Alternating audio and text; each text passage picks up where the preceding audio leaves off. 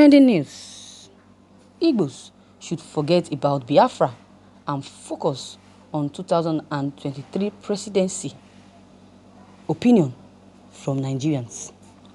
I am a Nigerian that loves Nigeria with my whole heart and will do all in my power and knowledge to see it remains one divisible, prosperous country. As an individual who grew up in the East, Enugu precisely, I love Igbo land with no less passion. However, I believe that we have been getting it all wrong since 1960 as Igbos and ourselves, our self-centered leaders and the gullible emotional new generation are not helping matters at all. I have been considered and concerned in the past 5 years of helping our people believe the choice wrongly they have made. Personally, I feel our major challenge is the greed of our self-serving leaders who lost out at the center after 16 years of stuffing their pocket without remembering Igbo land.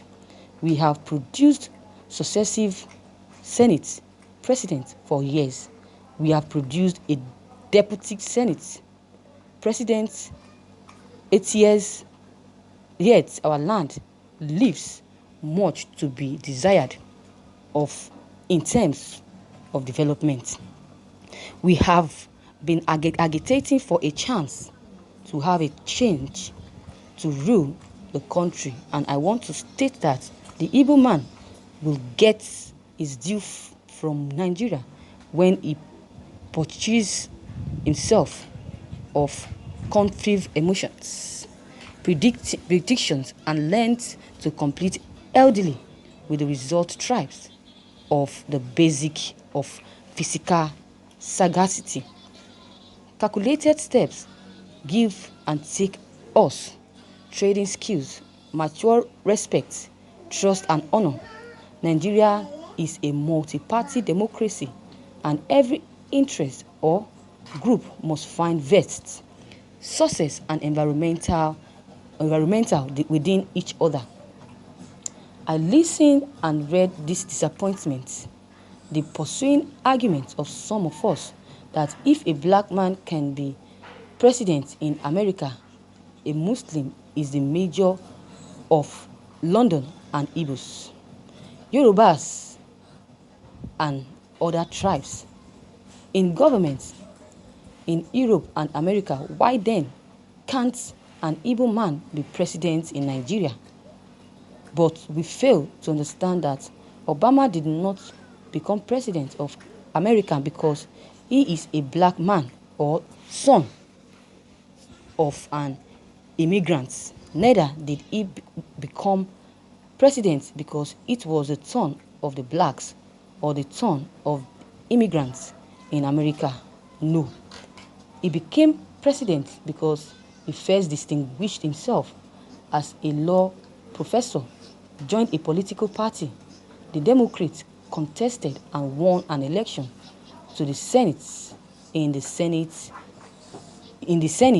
he distinguished himself as one of the strongest voices, especially his stand against Bush on going to Iraq to topple Saddam.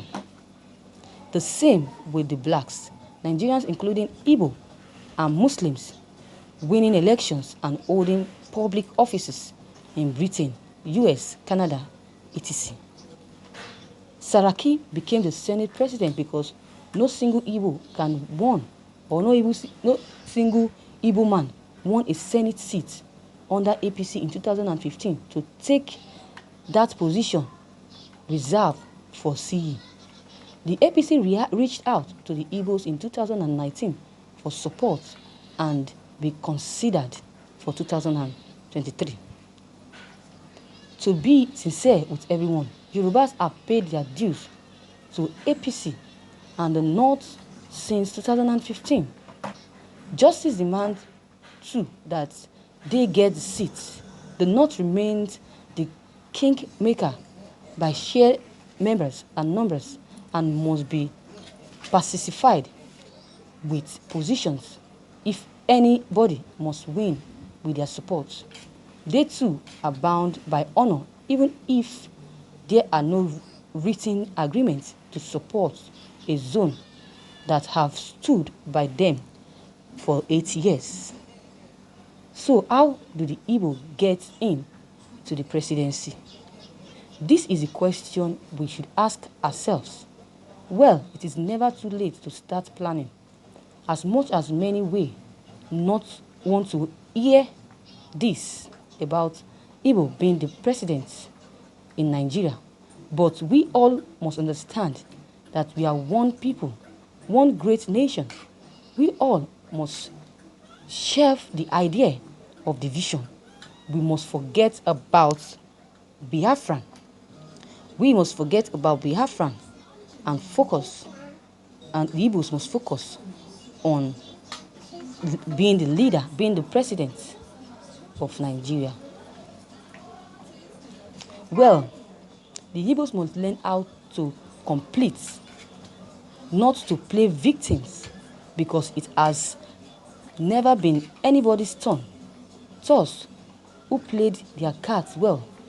If the other tribes play their cards well, and Igbos likewise play their cards well, then it will get to the hands of the Igbos.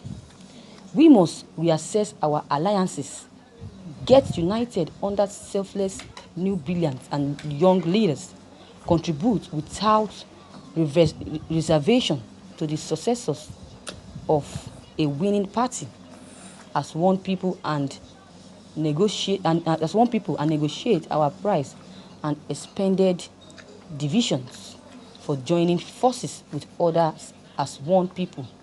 Then we are in.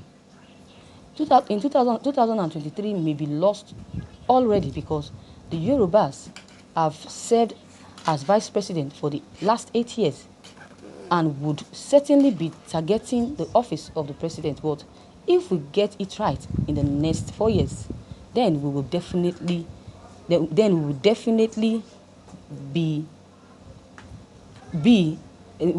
achieve what we have been aiming for to achieve.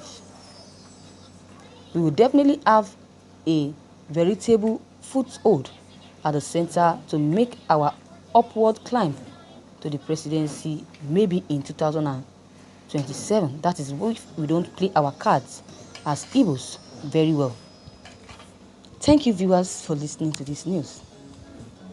Viewers, you have heard from the writer. According to what the writer says, he said that the topic says that Igbo should forget about Biafran and focus on 2026 presidency. Would that be possible? This writer should ask himself, if this writer is a Biafran, will he give himself or the leader such advice? A leader that have been struggling for years to get Biafran independence, and you are advising him wrongly. You are bringing this stupid idea. This is not called for. This idea can never be bought, because the Igbos have made up their mind already. The Biafras have made up their mind already to get this independence. And nothing will ever stop them from getting it. No one will ever stop them from getting it. So, people that are saying such a thing about Igbos, forcing Igbos to become the president come 2023, they're just wasting their time. The normal Igbos that are not Biafrans, that have never supported Biafrans, should or can go ahead and become, go ahead and contest and become the president. But with Nnamdi Kanu and the rest Biafrans and the Igbos that Biafrans will never support that. Because I know quite alright that if Igbos becomes the president, then Biafran agitation will never come to pass. Biafran Republic will not even succeed, will not be possible. Will not be possible at all. Go now. Let me stop. What I want to do. Why you